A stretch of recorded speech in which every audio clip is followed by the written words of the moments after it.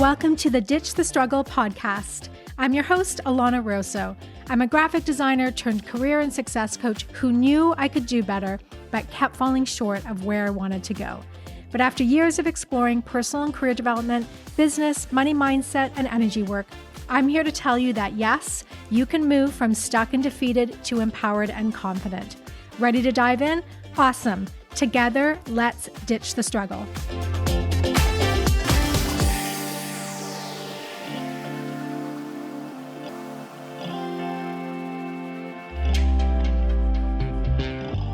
Hey everyone, it's Alana, and on today's episode of Ditch the Struggle, we are going to dive into how and why, or why and how I gave up coffee, and it's been since February 2019. I haven't had a cup of coffee since 2019, and what this episode is not going to be is me telling you to give up coffee. So that is not the point of it.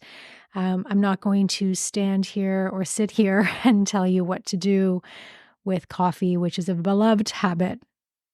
I loved coffee so much. I still love coffee, and I actually do miss it most days. And then you're thinking, well, why would you stay off of it if you love it that much? And yeah, I don't think we need to give up every piece of joy in life to stay healthy. But the truth is that I was backed into a corner. I went through a pretty serious health crisis in 2019. So I'm going to dive into that story. And that's what propelled me to give up coffee. But yeah, I'm not here to tell you to give up coffee, but I am here to maybe help you question some of your habits, whether they're helping you or hindering you. And I do believe in sacrifice. I do believe in giving up certain things for a greater picture, a greater joy. So it's not struggle, really. There's a difference for me between struggle and sacrifice. Sacrifice, there's a purpose to it. And struggle, as I've talked about in other episodes, is really when we're working really hard and doing things and making choices that lead to nowhere.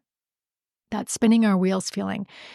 But in this case, the sacrifice of giving up coffee had a huge benefit, and it continues to have a huge benefit. And I could probably go back to it at this point. However, I am choosing not to. I do think we need to question our habits. So why don't I just go back to what happened in 2019, give you the backstory, because it's kind of a wild story, and it's definitely the scariest health crisis I've been through in my adult life.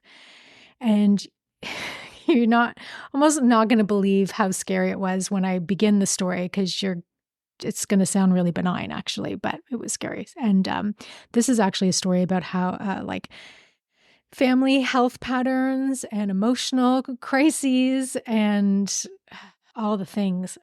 There was like a part of me that actually didn't want to record this episode because I just didn't want to think back to it. And I've come so far, but that's actually the beauty of this story and why I did want to come back to it, because the fear, like the intense fear that I went through at that time for those few months in 2019, it's gone. Like I have moved through it. And when you actually come to the other side of a health crisis, it's so empowering. You feel unstoppable, and you feel like you can definitely make it through the next one or whatever comes your way. So, okay, so what happened it's like February 2019, I was working in the cosmetics company. I was working that job that was really stressful, but it was still like in the good old days, because the toxic boss hadn't come along yet, and I really enjoyed working there, but it was definitely stressful.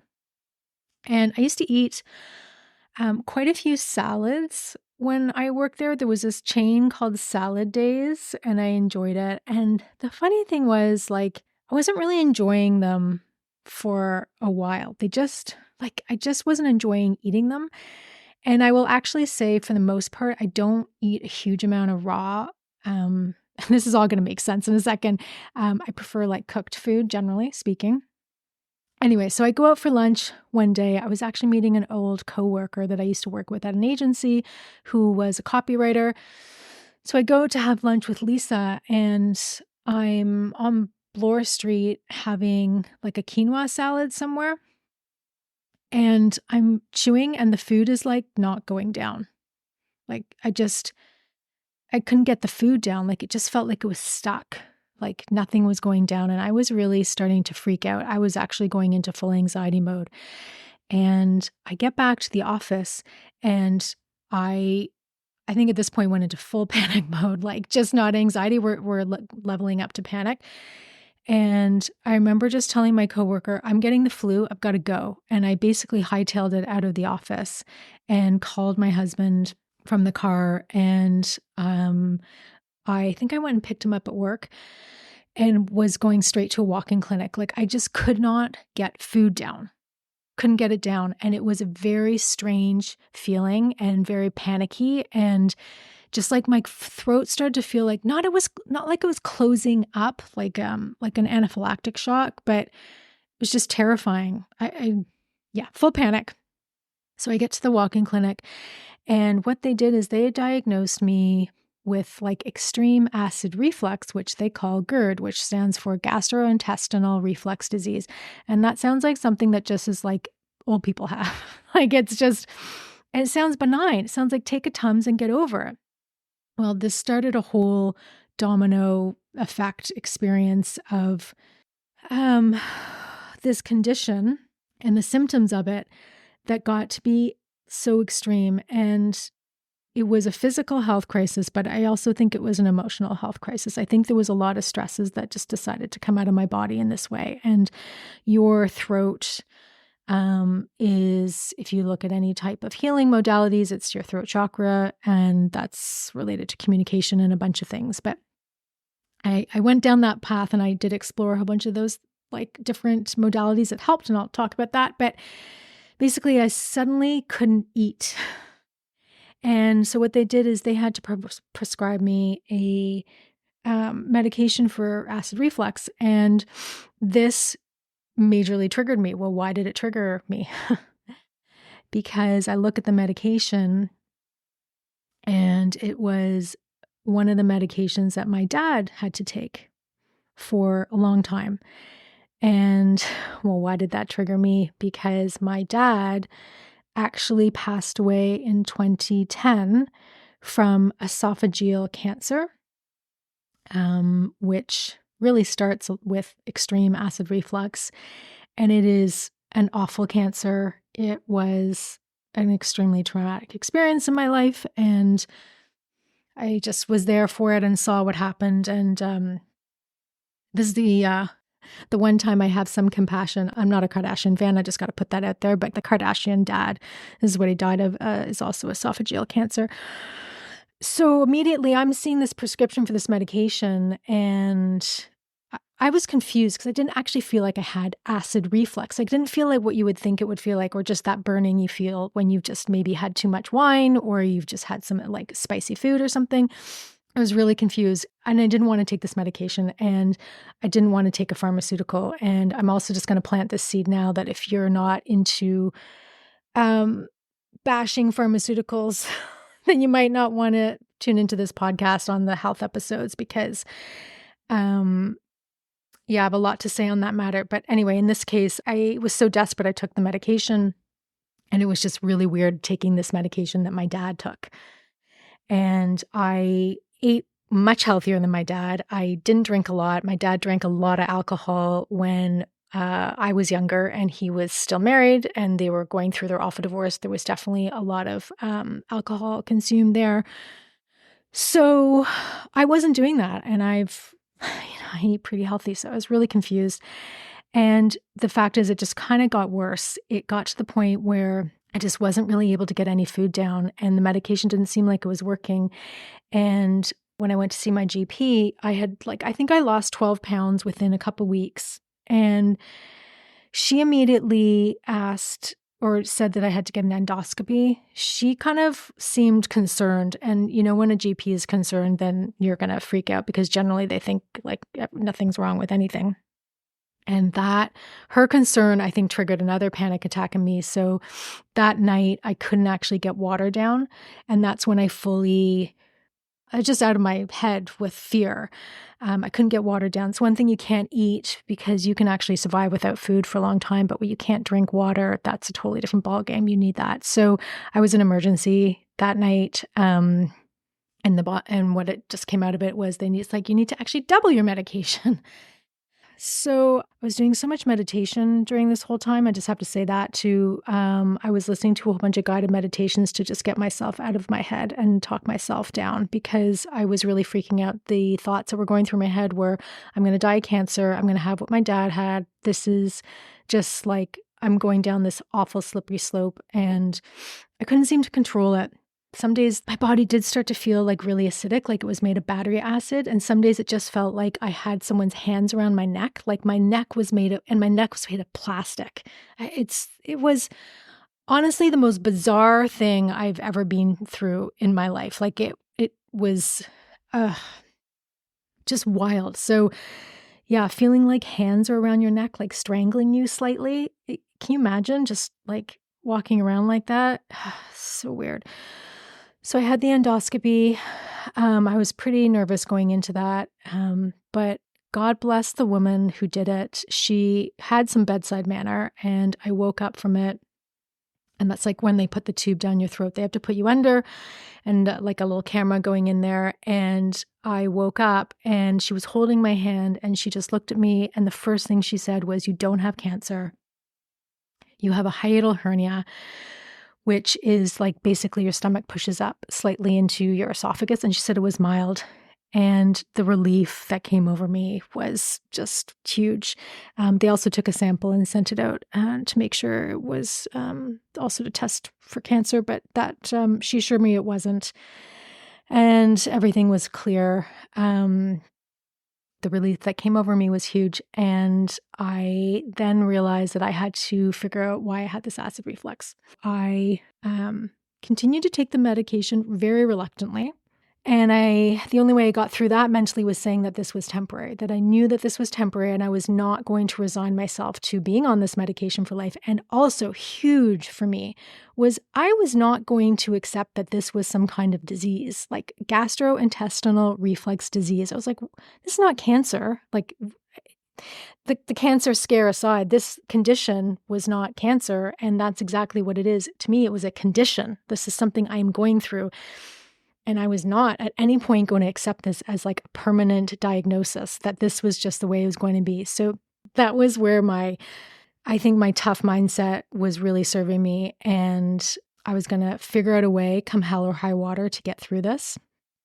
Even though some days were really hard, I was still very much unable to eat. I was living off of smoothies and bowls of Rice Krispies. And I remember even being in we had some kind of like catered lunch at the cosmetic company, and everyone's walking around with like this amazing food. And I was sitting there eating a bowl of Rice Krispies. I must have looked so fucking weird. And was pale, and I was gaunt, and I lost some weight way too fast. So it didn't look great. So I had to figure out a solution other than taking the meds, and I had to I was eating those disgusting Gaviscon tablets, which is awful, which is also triggering me because my dad, God, he drank so many bottles of Maalox, which is an antacid like liquid. Not good for you. It has something in it called aluminum hydroxide. That can't be good. Anything with aluminum in it can't be good for you. And he had that for years. He was so addicted to it. He used to have a tiny flask of it in his shirt pocket at all times. Yeah, it was a really big part of him. And he just had acid reflux this whole time. So for his whole life. Anyway, I didn't want that to be my life. I didn't want that to be my situation. And once the major fear of it not being anything cancerous was gone, and I didn't have like a tumor, then I was really at work figuring out what I had to do to turn this ship around and to be able to start eating again. So I started working with all different practitioners, some energy healers, including someone who does emotion code. Actually, her name is Rose, and I'm going to have her on the show. I'm really excited. She's an amazing practitioner, and she helps release emotional trauma that is leading to any kind of mental or physical issue. And I knew there was something weird going on, something energetically, some trauma between either me and my dad or some family stuff. because my dad also had a hiatal hernia. And actually his was so extreme, he had surgery from it in the 1960s and almost died from the surgery. Because back then they just kind of hacked you apart, and he got an infection after the surgery. And so there was just like the trauma and the stress around his story, and I was absorbing that story and worried that it was going to happen to me, was a lot to handle, especially still working this extremely stressful job. But I was, as I said, determined to figure out answers. So I started working again with my naturopathic clinic, and we tried so many things, and it was not a quick fix. And actually, rarely is it a quick fix when you're going that route of doing,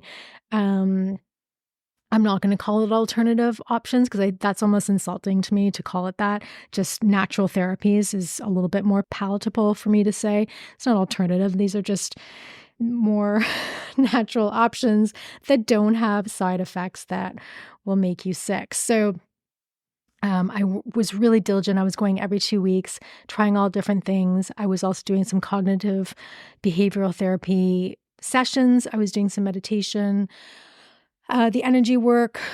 And what really turned things around, the solution, was actually a homeopathic remedy. And up until then, I hadn't had much success with homeopathy. I want to do at least one episode just on that, because I've been working a lot with it since. And this naturopath I was working with was so intuitive. He was really young. And he's like, I want to try this therapy, this homeopathic remedy. I said, yeah, I'll try anything at this point. I was not very hopeful, and I took it. And within 5 days, I noticed the biggest shift and was suddenly able to eat again. Like pretty normal, not like more normally, not fully normally. I didn't eat a salad for 8 months. So it was, I think 3 months before I even had any like fruit that wasn't in a smoothie. Raw was off the table for the most part. I obviously wasn't having any alcohol and was not having a coffee. This is going to get back to the coffee part in a second. But this was a crazy health crisis. And I was able to kind of figure it out, but it took a while. And I remember when I was going through it, I did have those thoughts like, I'm never going to get better. This is never going to turn around. I'm stuck with this for life. And the more acidic your body is, the more likely you are going to get sick. It's not a great situation. You do need to be in a more alkaline state. So when I was, it was very up and down, and I was having down days where I felt really acidic and I just felt awful. I would go into fear mode because I knew that wasn't good for me. I knew it wasn't healthy, and I was frustrated. But I did make quite a bit of progress once I got that homeopathic remedy. And the other thing that was interesting that we figured out, that the foods I was eating was not so much aggravating it. I remember one night I was just so hungry and so pissed off, and I was feeling really acidic, and I was like, fuck it. I'm having a bowl of pasta with arrabbiata sauce and a glass of white wine, which is like basically all acidic foods. And you know what? I felt better after, which is weird and wild. And for some people, when they're managing their kind of GERD and working through it, diet's a huge piece. We kind of deduced that it wasn't so much about my diet, that it was emotional stress, it was some trauma, and it was issues that I kind of had to work out. My body was out of whack. My body was really, really out of whack. I also did some chiropractic because they can move a lot of things around to help your organs settle down. And that was helpful as well. There's pretty well not much that I didn't do, because that's just how I work. I'll just throw the kitchen sink at things, and I'm pretty tenacious with that. But ultimately, the homeopathic remedy was a huge factor.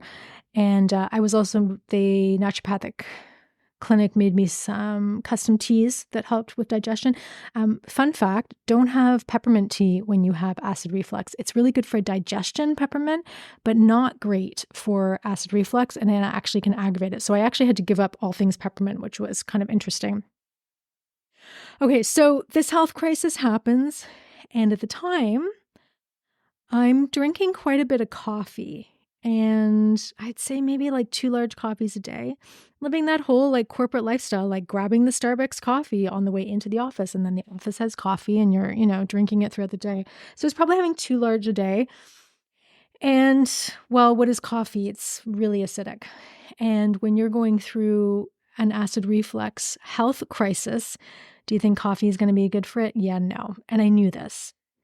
I also drink a lot of tea, but I was most concerned about the coffee because I was kind of feeling that gut rot feeling. And again, looking back, I was experiencing symptoms of the acid reflux before I even noticed it. Like I was, just not gravitating as much towards salads and finding that they were taking me longer to eat and just like, my body was just slowly retaliating, but I didn't notice it. And isn't that amazing how we can like not notice major symptoms? Like that's what happens when you're in a really stressful corporate job and you're, working your ass off.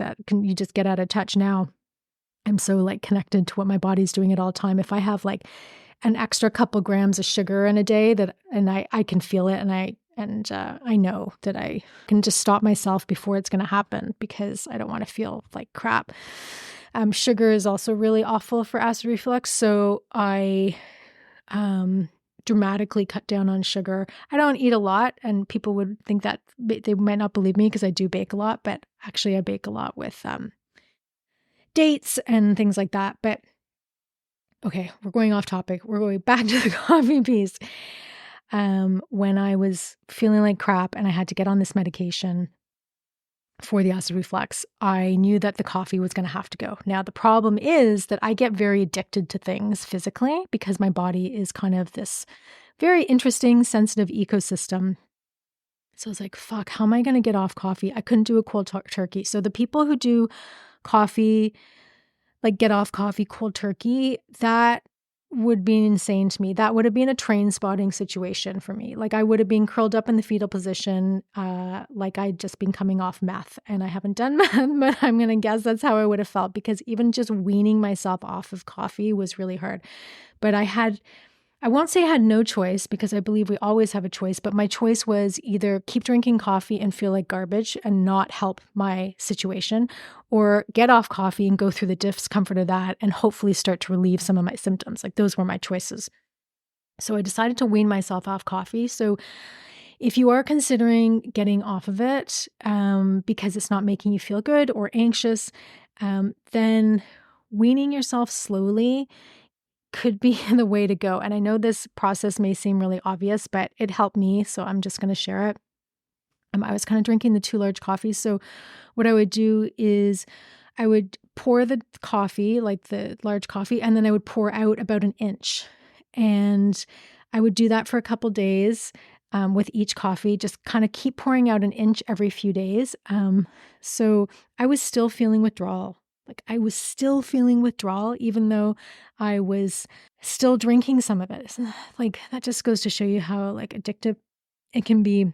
And the withdrawal symptoms, like I just like the headache, feeling just awful and gross and cranky.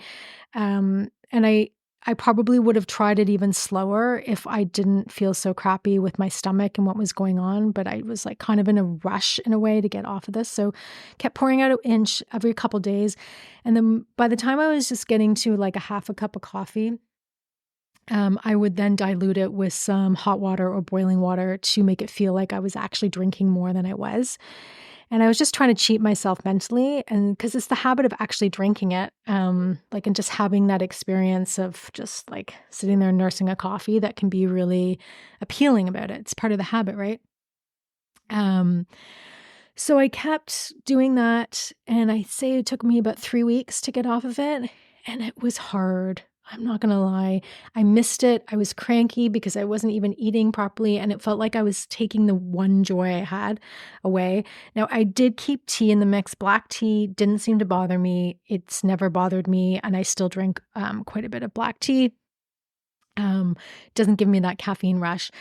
But what is interesting about giving up the coffee and now having been off of it is that I do notice how much more grounded I am, because a lot of coffee will make me feel ungrounded and throw me off. And it does absolutely exacerbate any physical anxiety symptoms I'm feeling. So ultimately, it makes me feel worse in every area. So it bugs my stomach. It exacerbates any kind of acid reflux I'm feeling, and it makes my anxiety symptoms worse. And then, of course, there's the crash, right, that can happen after it. So there wasn't too much of a benefit of drinking it other than the joy and the love of the taste, right? I'll talk about coffee substitutes in a bit because, oh God. Um, so here's that thing, like, it's that, do I make this sacrifice? Do I have to make this sacrifice? And in this case, I decided that I did. And, as I mentioned at the beginning, I think I could go back to it, but I get addicted to things really quickly. I'm in a great place with my stomach for the most part, and the acid reflux is basically non-existent. I don't really think about it most days. I'm on no medication. I was able to get off of the prescribed medication by May of that year. So I was on it from February to May. And then I did have a bit of a relapse. It was a bit upsetting in January 2020, where I went back on it for about 3 weeks. And then I've never had it since, and I got it all out of my house. It's not part of my reality anymore. I am grateful that I had it for the time I needed it, but I don't even think about it. I do know how to manage my symptoms if I have it, what to eat, what not to eat. But the coffee and giving it up was huge. And the point is that we have to question some of our habits and whether they're helping us or hindering us, right? So the coffee substitute piece, I just want to touch on that. I did go down the route of trying all the options, and the one that I don't mind and I think is okay, it doesn't taste like coffee. None of these taste like coffee. None of these taste like coffee, but I do enjoy the calf lib, and that's like a chicory based one, and I get the organic one. I tried Ticino, which are like tea bags, and there's all different flavors. There's like a hazelnut coffee, a vanilla coffee. I think they're awful and disgusting. Don't like those at all. And then I did try the Dandy Blend, which is a dandelion coffee. That made me so sick. I actually had a reaction to it. I believe it's high in histamines, and some people can't digest it. It made me absolutely physically sick. Like my stomach was on fire. So Dandy Blend was a no-go for me. I remember I bought a huge bag and gave it to a coworker at the cosmetic place. I was like, here, go at it, because I think she liked it. Didn't work for me at all. So sometimes I have a calf lib if I feel like the need. And if I did go back on coffee, I would really consider organic ones that are not covered in all the pesticides that they have. I wouldn't do like a Tim Hortons coffee or anything like that. Actually, by accident, I ordered a tea there a while ago, and they gave me a cup of coffee, and I took a sip, and I was like, what the F is this? This is absolutely disgusting. And I used to drink it. I used to drink like Tim Hortons coffee back in the day. It wasn't my favorite, but I drank it. Anyway, so here we are. Health crisis, go through it. And one of the things that comes out of it is that I decide to give up the coffee, and I am ultimately really happy I did. I don't like being that addicted to something. Now, I still have my black tea addiction, so perhaps I will tame that down. But for now, I'm keeping the tea because I feel fine.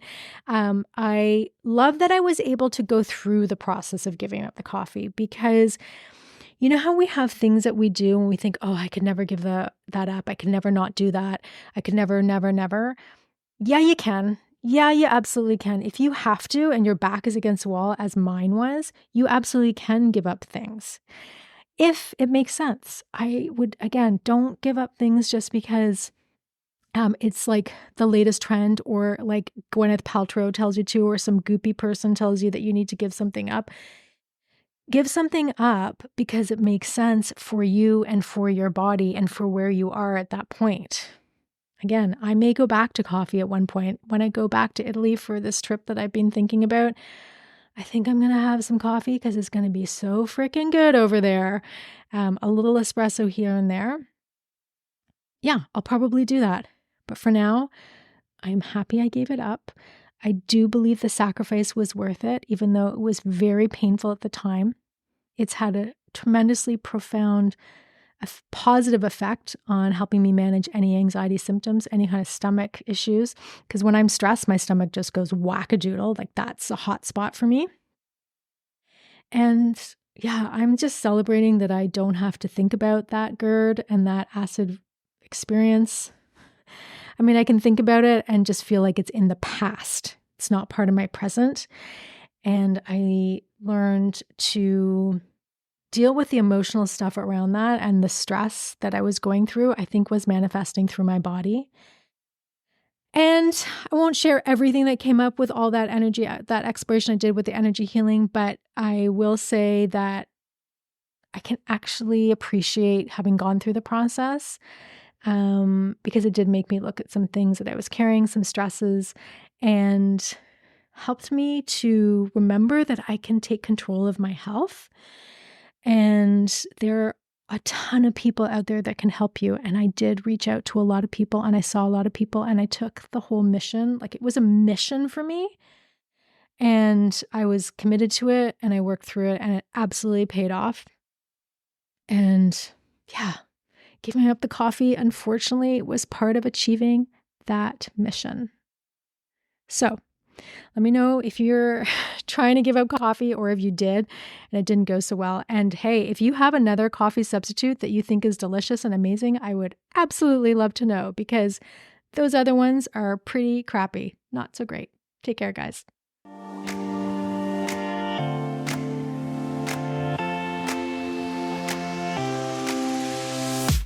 Thank you for joining me today on Ditch the Struggle. You showing up here means so, so much to me. To dig deeper into the topics discussed today and to learn about my work, visit alanarosa.com. And don't forget to download your free resources while you're there. And if this episode resonated with you, please share with others who also want to ditch the struggle. Go ahead and subscribe to the podcast, leave a rating and a review, and let me know what you'd like to see more of on this podcast. And before I go, I want to leave you with my 3 favorite ways to ditch the struggle. Be your own best advocate, take baby steps for the win, and forget about a linear career path. It's overrated and you are doing just fine. See you next time.